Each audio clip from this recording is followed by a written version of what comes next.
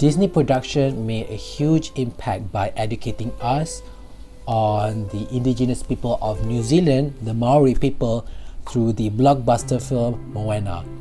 The film illuminated us, their people, their culture, and more interestingly, their language, the Maori language, which will be the focal point of our project. My name is Muhammad Najmi and I'll be representing my fellow members Wan Nur Shafia and Wan Nur Shazwani Hazlin for our project titled Language Revival, Revitalizing the Maori Language.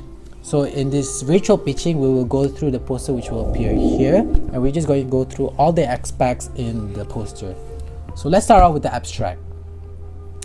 This study is looking through the importance of revitalizing the Maori language, and the objective of this study is to demonstrate the importance of revitalizing the language as well as to identify the effective approaches to revitalize the language.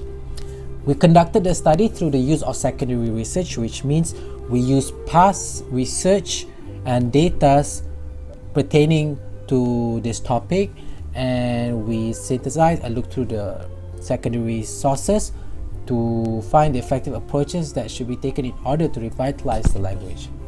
So as for the introduction, the language is being classified as as vulnerable by the UNESCO on the UNESCO Atlas World Language in Danger, which means the language can potentially be extinct if no actions are taken, which is why the study seeks to reveal the importance of preserving the language to maintain its culture and heritage despite being colonized by the British for centuries.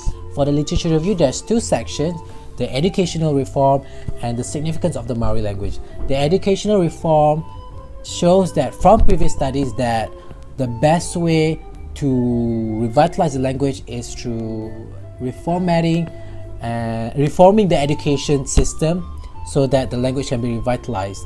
As for the significance of the study, the ancestors of the Maori people has gone their way to preserve the language through blood and sweat under the colonization of British. Hence, it is important for them to preserve this language so that they can pay homage to their ancestors. As for the research questions, the first question is what is the importance of revitalizing the Maori language, and what are the effective approaches to revive the Maori language?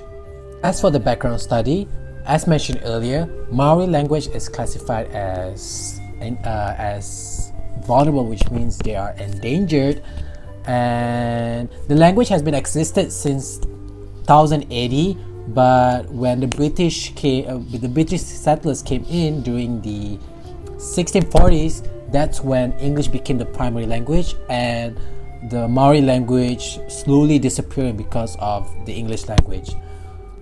To answer the research question, the secondary data analysis or archival study methodology was used, and the data from prior studies are collateral to our topic that was analyzed, and there are consequences in trying to maintaining and keeping the language alive.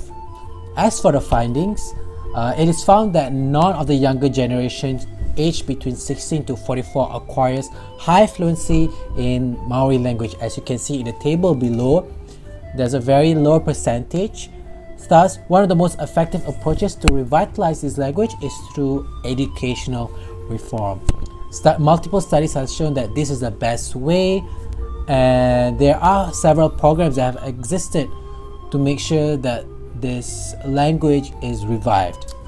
As for the recommendations, the government of New Zealand has to reform the education system to make sure that the language is in the syllabus as well. Parents play a very important role as well in speaking the language with their children, and the research about the language orthography, syntax, rhetoric, and vocabulary development should be conducted more. So that's all for us in this visual pitching. Thank you so much.